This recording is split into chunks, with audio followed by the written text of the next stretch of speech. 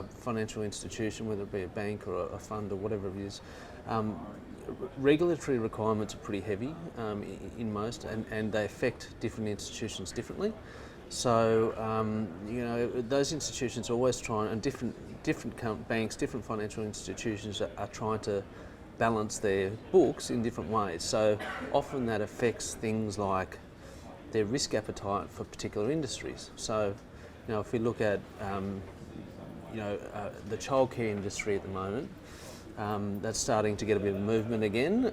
But if you looked at it 5 years ago, after the collapse of one of the major childcare brands, you couldn't find a bank that would support that industry, and so that's a problem. But often, where a financial institution ignores that, a non-bank or a smaller alternative lender will see an opportunity there. So, for us, that was, I just saw that a number of times. I saw conservative risk profiles and transactions that probably should have been done, in my opinion, and weren't.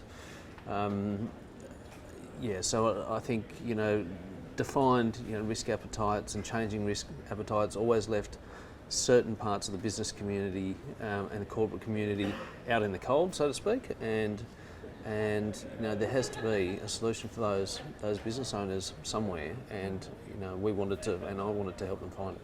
And most of the time, are there solutions for? Yeah, absolutely. Yes, there are, and that's very rarely can we not do anything for a business, and sometimes it's just a matter of helping the business owner to think about what it is they really want or need, and what the best course of action is. Maybe that best course of action is staying where they are, and maybe that best course of action is restructuring. If I look at one of the businesses we talked to, their issue was that they needed funding to develop and distribute a product. We were looking for funding for a while. We had a few offers. They weren't what they wanted.